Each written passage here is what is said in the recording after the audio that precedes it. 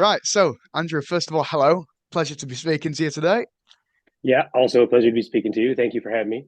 Very No, excited to talk about everything. absolutely. Yeah, Super awesome. So, first of all, obviously, American Primeval, that is what you have landed, this huge role in Netflix series. yeah. Absolutely huge, right?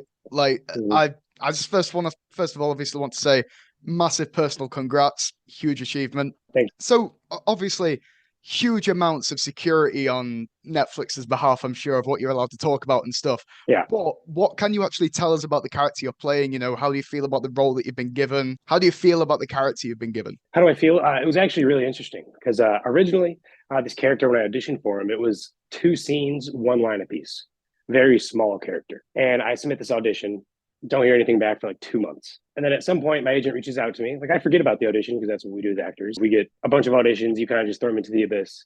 And like at some Yeah. point, you just have to forget about it. So I forgot about this audition. And next thing you know, I get like 2 months later, I get a text from my agent. And she's like, "Hey, Peter Berg wants to have like a one on one Zoom call with you."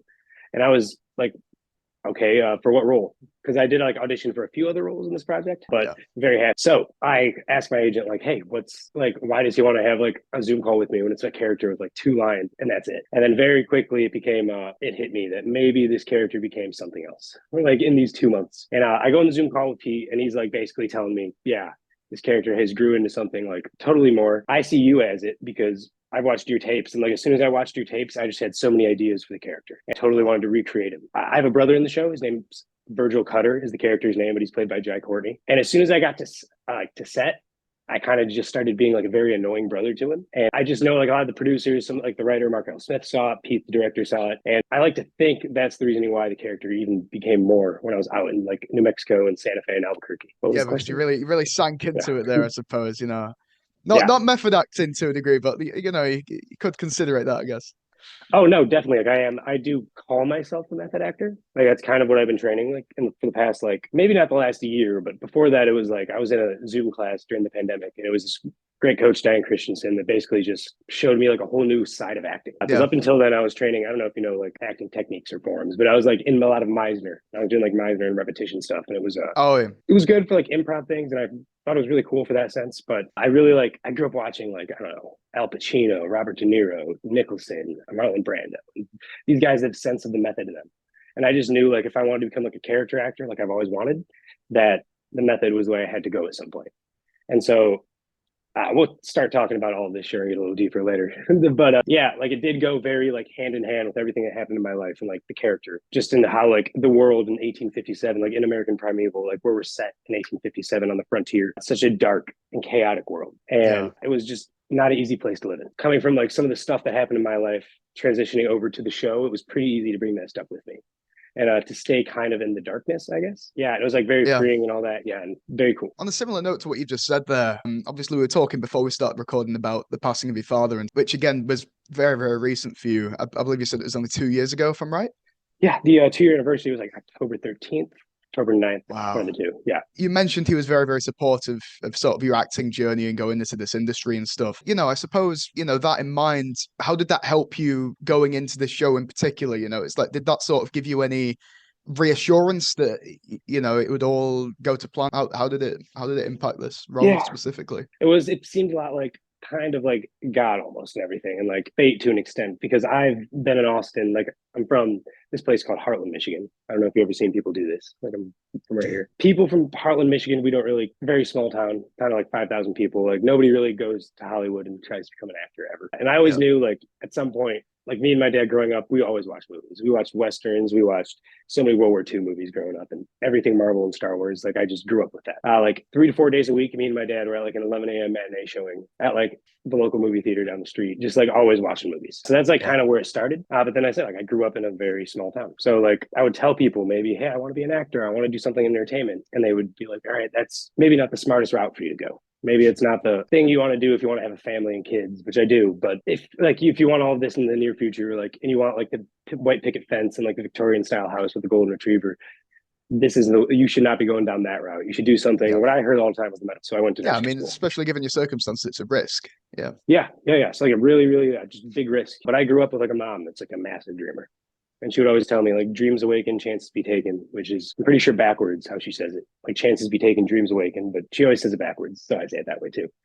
Uh, but she always told me growing up, like anything's possible if you truly believe in it. And my dad would like reassure me that was true too. But then my dad was the one that would taught me like the hard work ethic. And he's like, yeah, if you want these dreams, they're not easy. You have to work every single day at this. You have to put your best foot forward. And like he was very blunt with me. He was a dad.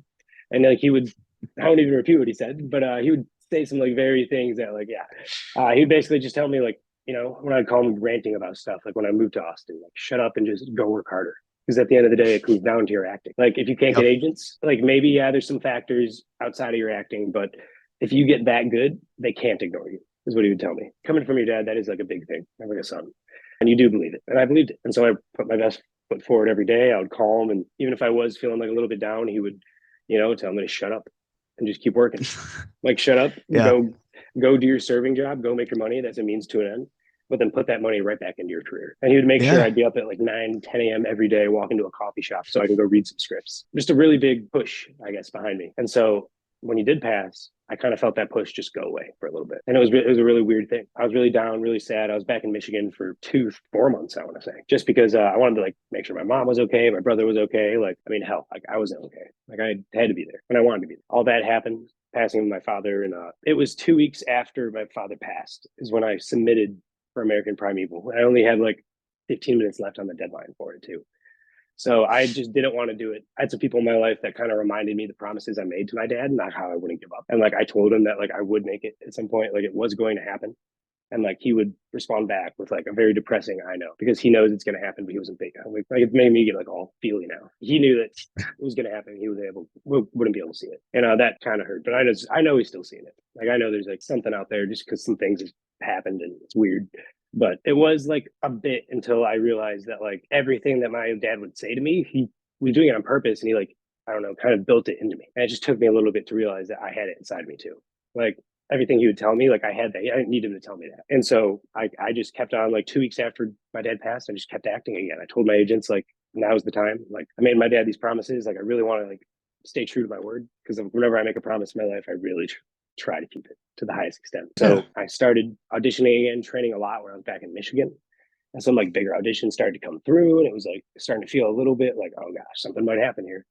And then, like I said, like I like did all these auditions, sent them to the abyss, and then it was like the holidays, so the industry totally shut down. I don't hear anything at all. And I think it was like a week before Christmas is when I got the text. And it was like, yeah, like Peterberg like loves your tapes and he wants to call with you and tell you some stuff. Wow. Pretty wild. Yeah. Yeah. I mean, I just want to say as well, just like from my personal standpoint, it's a beautiful story, It's like, I think the fact that you've managed to take, sort of this really, really tragic, unspeakably tragic event in your life, but remember the lessons that you've learned from it and put them towards something else, and use that passion, use that sadness, use that energy and put it into something that, you really care about. I think that takes an unbelievable amount of strength and integrity to be able to do. So again, like I just have so much respect for that. But again, we've spoken about American Primeval, but as I understand it, because not to seem creepy, but I've done my research. You're no spring chicken to this sort of industry, because I believe you were in also a movie called Rent Free as well. That was your previous role. Yeah, no, that was super funny too, because I was shooting American Primeval, right? So I was on American Primeval. Oh, so it was at the same time? Yeah, no, we had a strike. There's a strike. Wow. There's the actors and writers strike that happened. If you don't remember, that was like, like a year ago, year and a half. Yeah. And that was like during the summer, and we were on day 96 of like 105. And we were like shooting some pretty big stuff, like with my character, like on the day. Like I remember I was in like my trailer, and I was like starting to get in the mood. I was starting to get in the mode. I had the music playing. I'm like starting to think the thoughts, and I get a bang on my door, and I go to like answer, and it's Pete, and he's like, "Hey, I just want to let you know, like we have to cancel. Like we have to cancel the day and like kind of postpone the shoot right now because we have picketers that are right outside the reservation we're at. At this point, we just can't do it because we don't want to be scabs, all that stuff." Shut down the production, and it was perfect timing because like it was a buddy of mine actually that like I worked with like years before, like a few years ago with. He's kind of like grown as a director, like a filmmaker. And he's kind of starting to like make a lot of cool stuff and like get a lot of recognition, which is really cool because I think he's like amazingly talented. And so my buddy, whose name is Fernando, I never say his last name, he's Fernando to me. But he I remember I got back to Austin, I got a text from him. He's like, "Hey, there's this like rough like redneck role I need you to like play. Do you think you can do it?"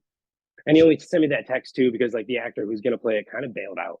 And he just like needed someone to fill in real quick, and it was like perfect timing because like I had the look. Like I had that big beard, I had my long hair.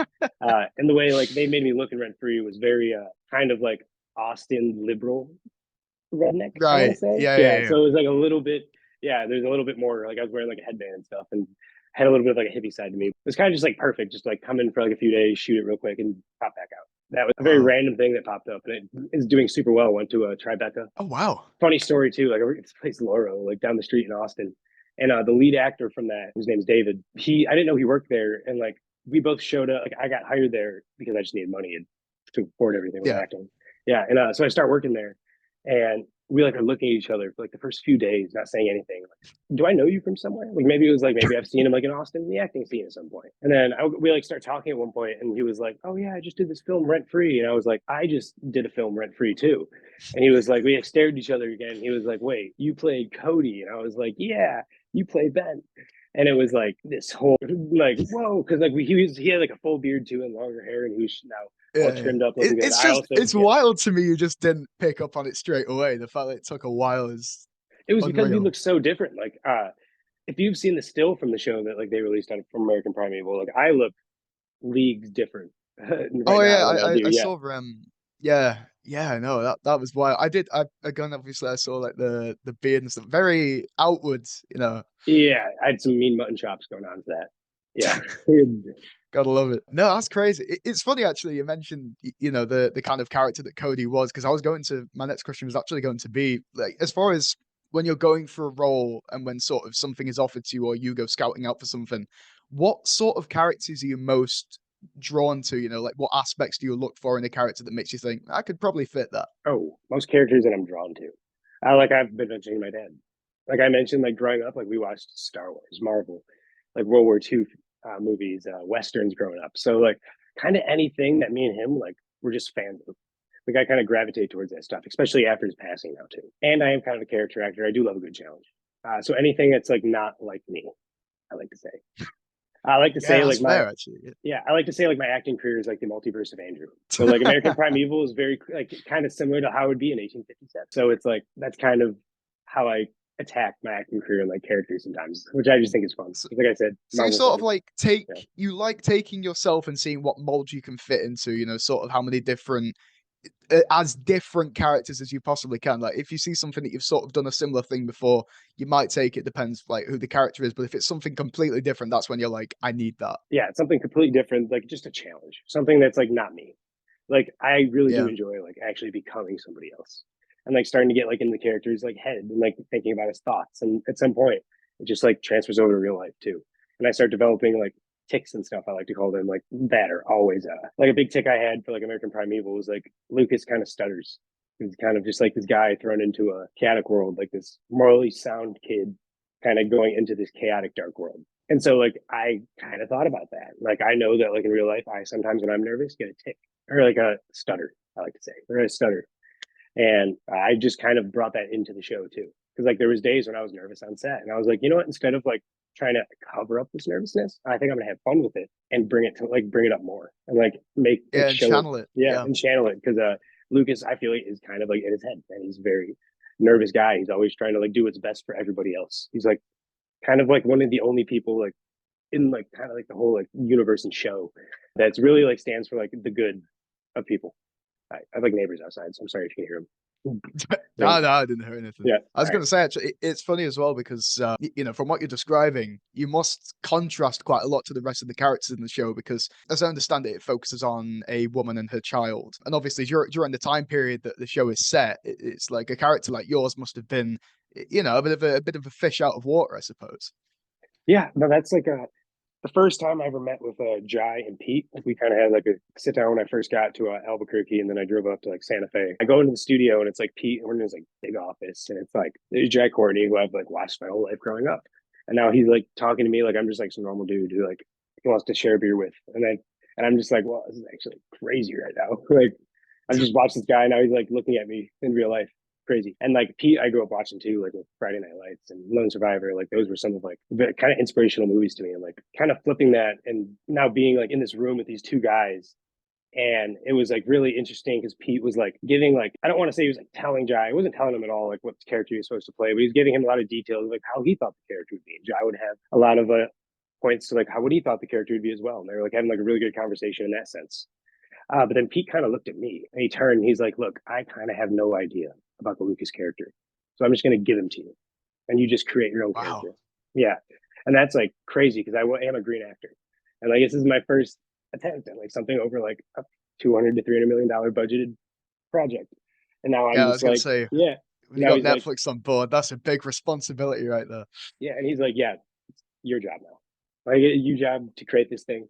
So like I talked to like Marco Smith a lot and like would reach out to Pete every now and then, like tell him my ideas and we just kind of build on that. But a lot of like what you see with Lucas is kind of a lot of like creation of just that came from like my life and pulling from it. So I'm super excited for everyone to see it. Yeah. Absolutely, it sounds a great character. So talking more broadly, I suppose now, I suppose this is to a degree more of a personal question. How do you feel about the current film and TV industry? You know, where do you? Because we're obviously living in pretty scary times at the moment. Again, with the strikes that were going on, and then all the AI Yeah. stuff that we're dealing with. Yeah. You know, it's like how do you perceive the current industry, and where do you see it going? Are you hopeful? Are you a bit nervous? How are you feeling?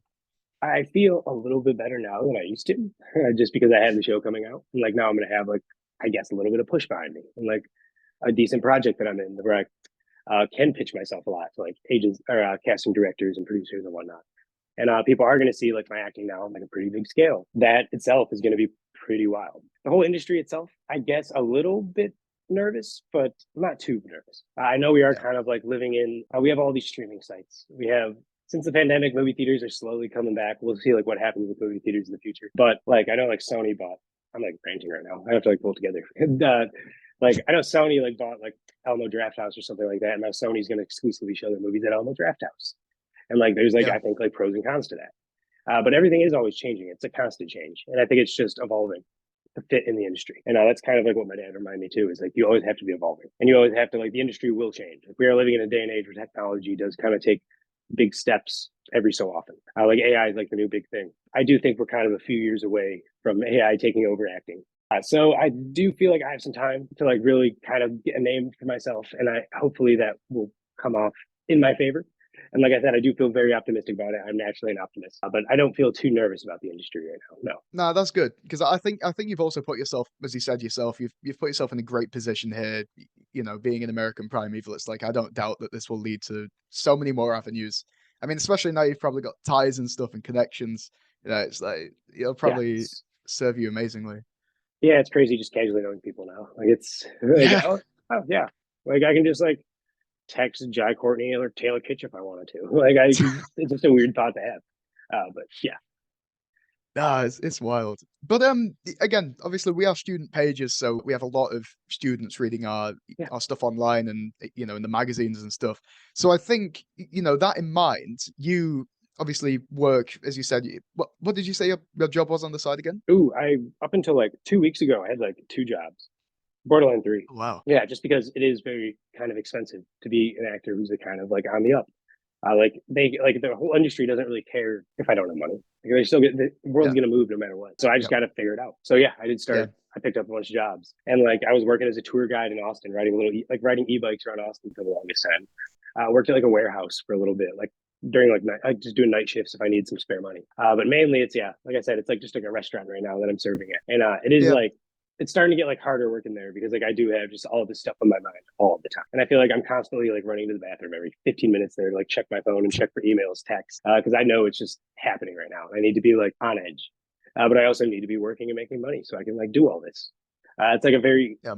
weird balance. And hopefully at some point soon, I don't have to be balancing this hard anymore. Uh, It's not far away. It's not far away, believe me. but No, also, I was what I was going to say is yeah, so for students that want to do what you're doing, where you're sort of progressing from you know, sort of the standard sort of jobs into this huge industry. So you're saying that you would suggest sort of trying to balance that, you know, hopes versus, you know, like having a backbone to fall back on, if you know what I mean. It's sort of yeah, like trying to, you know, balance the aspects of your life, you'd say. yeah. For me, it's not even a backbone. Like it's still like I'm still broke. Like I get my paycheck and it just goes right back into acting. Like right now, I have like photo shoots and photos I have to pay for, and I have to go like afford trips to like LA and New York during all this time. But like I don't really have that money, so it's kind of like how do I Yeah. do it? And then in order to get that money, I need to work. So it's like a weird balance of like, I have to look into the future, like a month in the future and be like, all right, I'm gonna take this day off, this day off, this day off. And Yeah. like make those my days I can like really focus acting. But what I would say to like people that are just like aspiring actors or are just grinding away too is just what I tell like all my friends who are in the industry is one day at a time. I always say just make sure to try to do one thing towards acting a day. If that's reading a script, if that's even watching a movie, if that's sending a few emails, if that's changing a photo on just one profile on some acting site. Like one thing a day, I feel like if you just do one thing a day, after a few days, it starts to become a few things. And then after like a few weeks, it's now many things. Then after a month or two, it's now this whole thing. And now you have a lot of stuff that you've done. And it is just about not stopping. Like you can't stop. It has to be just a constant go. Like it has to be you're just a train going nonstop. Because Yeah. if you do Because like you stop, mentioned earlier, they won't yeah, stop for you. You have to yeah. catch up to them. And you have to remember there's millions of actors out there too. Yeah. And there are hungry actors and there are people that are putting their best foot forward every single day. And you have to be doing that too, because if you don't, you're gonna fall behind. It is Yeah. competitive No, and it is absolutely. the way it is. That's the way of the industry. And if you don't put your best foot forward every day, someone else will. And that's like Yeah. I said, my dad reminded me of that too. Like it's I sound like my dad right now when I talk, which is crazy. Yeah. Yeah. But Oh no, it's wonderful. I mean, you said about obviously like always keeping on top of your, acting pages and stuff, making sure so they're well presented and things. So to what degree would you sort of say that social media plays a part in, getting these roles? Not necessarily social media, but all the things like, IMDb, stuff like that, to what degree would you say they help you get your name out there? I've never been a big social media person. Like I booked this with like 900 followers on Instagram. So like that was never like a thing for me. Like social media is becoming more of a thing now because it is like I know I'm gonna have a push at some point. I know I'm gonna have these followers and like now like my whole team's like, what do we do now with that? Like Yeah. what type of way do we push myself? Like and like how are we gonna present myself to the world? And it's like a whole talk. Because it's funny you've mentioned that actually, because I am a firm believer that, I don't think that any actor or person in the public image sort of has any obligation to have a social media page. If Yeah. again, if you're asking me personally, it's like I think you have a right to privacy. It's like if you don't want Yeah. all that, there's other ways to get your name out there. It's just I suppose a Yeah. lot of people do consider going immediately down the social media avenue, but I just does it have to be that way? I don't think so. I don't think so. Maybe at some point, yes. Like if you want to get into like a bigger market, like the Disney market or something like that, yeah, sure, it might. Oh yeah. You might need those followers at that point. On the other end too, like we talked, you said like IMDb, Actors Access. I think that might actually be very important. Like just because that's the industry. Like my Actors Access, that's like the biggest thing I'm always making sure is up to date. Because that's kind of like I'll Yep. print out my resume from there too, just because it looks so like so damn good. Yeah, but yeah, just like it's really cool to see like from like when I first started, like what it used to be, and now like I have a photo of what it used to be. It's like what it is now, and it's like pretty Yeah. crazy. That's like Print it out the new actually, one, yeah, show them. It's like, guys, you see that big red N on there? Guess who that is? yeah, which is crazy too. It's like a crazy. This is just me just being a normal guy, like dude from Michigan. That was the craziest thing is when I started to get like the Netflix N in my email. I was like, all right, this is really cool. Like this is That's wild right wild. now. But yeah, Yeah. yeah, So again, obviously, all professions have challenges to some degree, but I would actually argue that again, acting in anything, whether it be a TV show, film, there's so much scrutiny that comes from the public with them. You have things like Rotten Tomatoes or whatever, where you know, people do have the yeah. opportunity where they take your work and everyone feels like they have an ability to voice it, which obviously with so many professions that isn't the case. So, do you, again, more of a personal one, do you personally feel any pressure from sort of the reviews that might come in or anything like that? Or do you more focus on what you have done and, the Uh, skills that you have put toward it? Which is more important if you had to weigh them up? well, I think actors that say they don't care about the reviews are liars. Like, I just think that's a big fat lie. I think we all kind of do. Like, as humans, we do want acceptance and recognition, and we want people to tell us that we're doing good at stuff. Like, it just feels good. So, yeah, I do think it's kind of a lie when actors say that because, yeah, I am Yeah. nervous about that stuff. I think there is. I don't want to say there's a good chance. I think it's. I do think I did pretty good, pretty well in this production that's going to come out. But I do think there's a small sliver that I might be like in my bed at some point, crying in a corner. Like I think that could be a thing. Like it's a very real. It's a very real thing. But I did work really hard in all of this for the last 6 years, and like I've trained my butt off, and like kind of went like crazy scientist actor mode, like with my acting and a big Yeah. melting pot. And I do think it's a very good thing. So I am pretty optimistic when it comes to this stuff. Like, yeah, I do have doubts, like everybody does every now and then. Saying like, yeah, maybe I did stuff during all this. Like maybe it was that way. But then I realized that I also had my character built up a lot in the show. Like, that was not just done like over one night. That was like the whole shoot. It was like I was just Oh being yeah. thrown scenes, and the more I actually remember that, the more it's kind of like, all right, you did good enough that they wanted you in more scenes. Yeah. Yeah. I mean, I doubt you have anything to worry about, to be honest. As I say, I watched a trailer for American Primeval. I've seen stills from it. The set design is out of this world and stuff. And Insane. again, it's got some huge names in there. I think I only sort of skimmed the actor list, but I swear Dane DeHaan was in there. That's one of the biggest ones. Yeah, that was like my kind of like wow. Because like I'm just like I said, like I've like, brought up like Marvel and like DC and superheroes and stuff. I am kind of like a superhero nerd. So Yeah, because I he was the Green Goblin, Guy, wasn't he, yeah, in he was one the of the Green Goblin, and, Spider-Man? yeah, Yeah, and the Andrew yeah. Garfield ones. Yeah, and so like I remember watching him, and he was also the kid from Chronicle. Oh yeah. And yeah, and so like showing up and like seeing or just like seeing originally that he was cast in this too, and then like opening up the script and then being like, whoa, my character like might come in contact with this guy. I would go too into depth with anything with the script. Like it was very cool to like meet him and like shake his hand and kind of say like, yo, man, like I grew up watching you. And now it's like I'm talking to you one on one. And that's like he like looked at me, he's like, isn't that what it's all about then? And I was like, yeah, it is. It was like a very good response. And like he did like build me up on set, which is really cool, and kind of like tell me like my acting was helping his acting because like I was telling him how his acting was like just making it so much easier for me. But yeah, it was kind of just crazy to have that experience and to like have like an actor I've looked up to my whole life kind of just now be like sitting right next to me in a scene. Crazy. Yeah, Yeah, no, because I crazy. suppose at that point it's like you've always held this person on a pedestal, and then suddenly within a second you're like in the same place, same time, same responsibilities to a degree. It's like that must be a crazy experience to go through. Oh yeah, Um, from like a movie but yeah, fan so you, too. Yeah, like a big film yeah, fan just growing up. Like there's a term like a imposter syndrome. I felt oh that for a yeah, bit. Yeah, it was definitely I felt that for a bit, but it did go away at some point too. And I just like yeah, that was like the cast and the crew just being so amazing. Like I was a green actor, which is kind of term wise, just like industry wise, that just means like it's my first ever production, like my first ever role. Like it wasn't my first ever production, but role with such on the scale of what it was, yeah. and like character, like how big the character was in this production. So yeah, like I was like this green actor. Everyone kind of like took me under their wing, especially Jai, the guy like plays my brother. He like actually did kind of felt like he was like a big brother to me, like on set. And like he would be like very stern with me too, like kind of like how a big brother is. And he'd kind of like trash talk me some days and like make me feel like a little brother. And I was doing it back to him, and I was just annoying him as much as I possibly could. And it was like a very fun little dynamic we had going on. It was awesome. The whole cast and crew like kind of take me under their wing was cool. Oh, that's very sweet. So we've obviously spoken about a lot of the actors that have looked up to and grew up with and stuff. But is there any actor that you've sort of seen you say I really would love to work on something with them? So set aside like people you've looked up to all the time. Is there sort of been a performer where you've specifically watched something and Yeah. gone, that is someone I would love to work with? Yeah, there's one that comes into mind. It's like kind of like the whole reason why I started acting in the first place, where I got the love for it. I remember when I was 12 years old, I was with my mom. We went to my godmother's house just for like the night. They had some party they had to go to. And there was like my buddy Chris. They're like, we called him Cousin Chris growing up, and he's just a very close family friend. But like, yeah, Cousin Chris was there.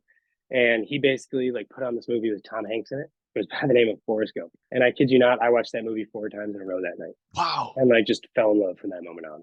And like even still to this day, like there's like months throughout the year that Tom Hanks, when he's sitting on the bench as Forrest Gump, that's my background on my phone because that's like that movie just meant so much to me. I've seen it probably close to 1,000 times, and I can still sit there and just Wow. watch it without looking at my phone. Just it's like just one of those movies for me. Like everybody has those movies. They have those feel good movies. They're like, Absolutely. yeah, and And that's kind Forrest of what Gump's it a is. great film for that to be your movie as well. I mean, what a movie.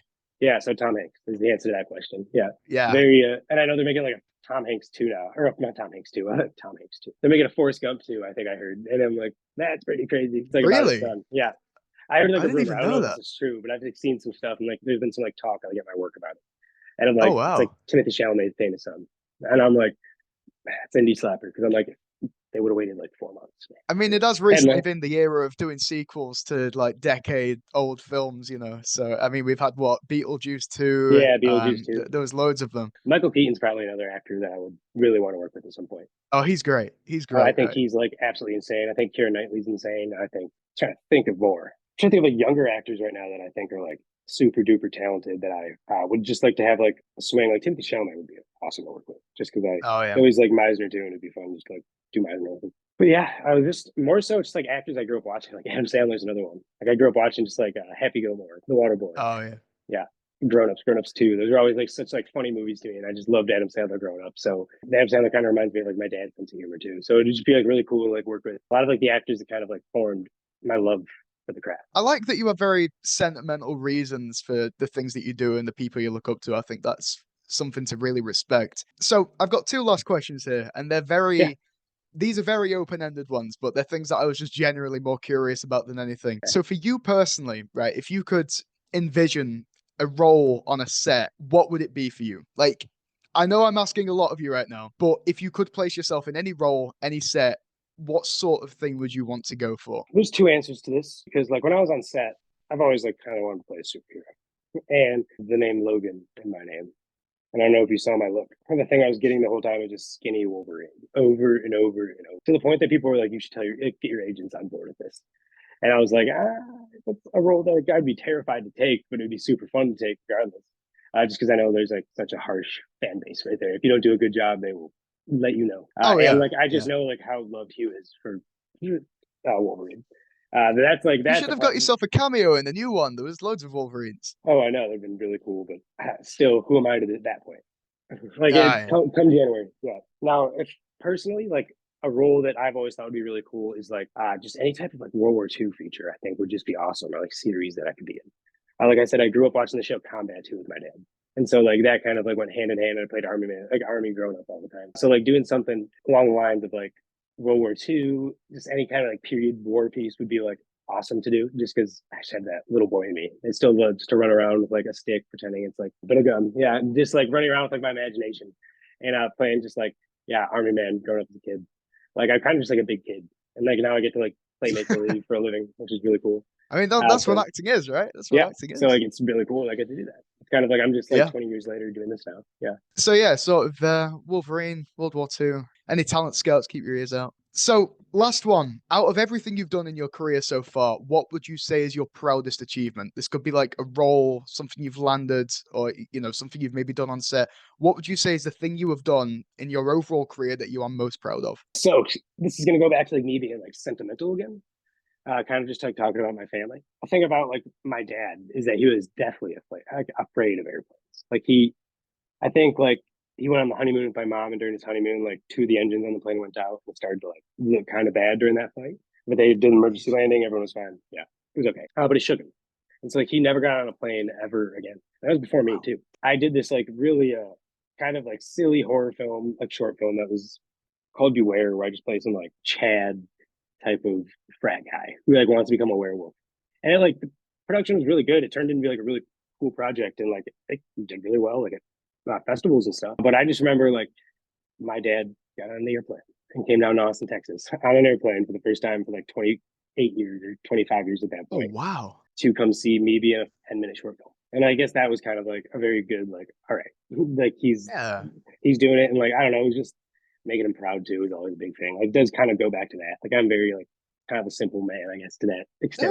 No. I Yeah, think but that, as I said before, I think the fact that you hold this stuff so near and dear to you, and that that is what drives you. I think it's something to be looked up to. I think it's such an amazing motive to have in life. yeah, and I guess I'm really proud of just how I respond to a lot of the bad things in my life too. A lot of times, like in those moments where you're having a very bad day, you kind of want to roll over. You want to go back to bed. I don't know. I just, like I said, always remembered what my parents would tell me, and it was just you have to roll out of bed on those days in particular. You have to. If you just let that rule you, you're not going to get anywhere. You actually want to go. I just was kind of proud of doing that, and like people noticing it.